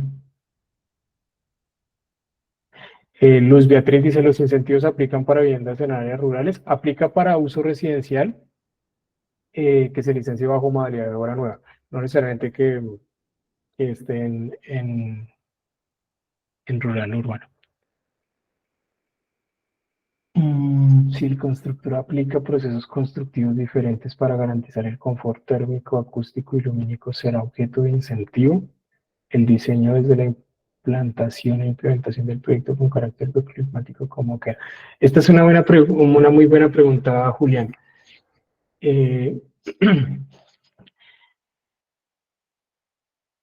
Tú nos estás hablando de confort térmico, acústico y lumínico. Si te fijas, las condiciones de bienestar están sobre todo ubicadas en la columna de cumplimiento obligatorio. Es decir, acústico, térmico, lumínico y calidad del aire están per se como un sí o sí, deberíamos hablar siempre de esto y no es objeto de incentivo. El incentivo en el uso residencial está enfocado en eficiencia en agua y en energía para la vivienda de interés social y prioritario, y para la vivienda no bis, el reverdecimiento. Entonces, creo que ahí puedo aclarar tu inquietud al respecto.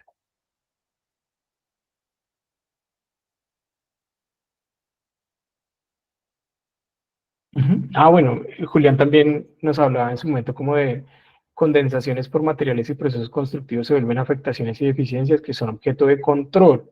Exacto, entonces fíjense que, bueno, Julián hace parte del equipo de arquitectos de la Secretaría del Hábitat. Entonces, la Secretaría del Hábitat está llena de ese tipo de cosas, ¿no? De ciudadanos y ciudadanas que dicen como, uy, pucha, tengo una humedad, me entregaron un apartamento con un piso en cerámica y realmente el piso que me han dicho que era en madera, el baño que me entregaron me dijeron que lo iban a entregar de una manera y no me lo entregaron de esa. Eh, y temas de calidad del aire muy recurrentes. Entonces, digamos, ¿se acuerdan que yo les dije que los temas obligatorios también se radicaban en esa solicitud que el constructor hace en vivienda, en la Secretaría del Hábitat? Allá queda un repositorio de información. Lo que hace Hábitat es cuando hay una queja ciudadana, pues lo que hace es revisar los expedientes y decir, bueno, ¿cuál es este proyecto? ¿Cuándo fue que solicitó? ¿Qué fue lo que me mandó? Su licencia, su presupuesto, su cronograma, sus especificaciones técnicas, y contra eso comprueba. Y contra eso hace como esa inspección, ese control y proceso de investigación. Entonces, de manera similar, puede llegar a suceder con las características o atributos de sostenibilidad de los proyectos de vivienda. Es decir, como esto hace parte integral de las especificaciones técnicas del proyecto, pues evidentemente, así como hoy en día funciona el mecanismo de procesos de investigación de hábitat, pues evidentemente podría resultar en algún momento como una solicitud de un ciudadano o ciudadana respecto al desempeño de agua y de energía de los proyectos. De hecho, exacto. Entonces, aquí Julián dice, la licencia hace parte de los documentos de la radicación del proceso de enajenación que les contaba y, digamos, en el anexo 2 del formulario único hablan del tema bioclimático. Entonces, fíjense que por ahí están las cosas plasmadas también en los instrumentos. Nosotros, desde el desarrollo técnico de la reglamentación, pues no podíamos ni generar un documento adicional, ni un proceso, digamos, que generara como, sí, más documentos, más elementos, sino que teníamos que ajustarnos a lo que ya hay de instrumentos. Entonces, por eso el formulario único de licenciamiento es muy importante y por eso los procesos en Habitat también.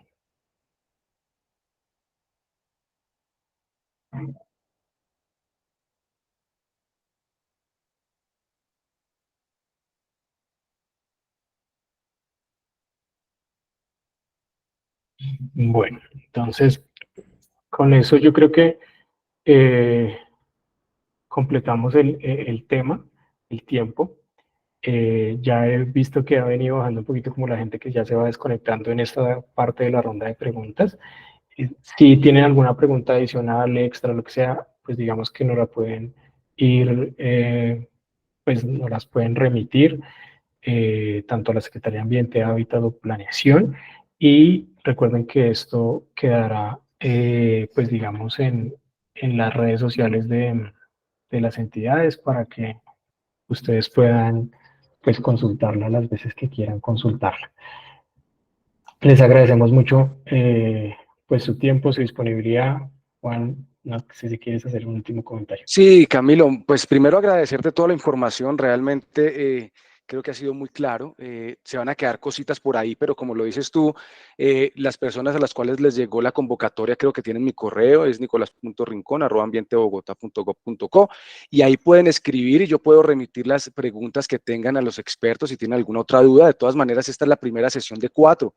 Ya todos los que están aquí presentes ya pues se han registrado previamente en el formulario para recibir la información. A esos mismos correos no necesitan hacer doble registro, ya tenemos los correos para nosotros enviarles uno, en el formulario de asistencia, las memorias, tanto de la presentación como el video, igual pues el video va a quedar en los próximos días montado en la plataforma de cada una de las entidades, y las invitaciones para las siguientes charlas y la siguiente socialización de otros temas muy interesantes que tenemos acerca del decreto. Pues sin más, agradecerle a todos y al grupo de expertos también que está detrás de Camilo, que está detrás de todos nosotros, que nos han colaborado para responder preguntas, para compartir links, para complementar toda esta información. Y pues muchísimas gracias y nos veremos próximamente. Camilo, nuevamente muchas gracias. Muchas gracias a ustedes y a todas y a todos que estuvieron aquí conectados. Buen día, hasta luego. Gracias, Camilo. Gracias, Nicolás. Gracias a todos, buen día. Gracias. Muchas gracias, buen día. Buen día, muchas gracias. Gracias. Gracias.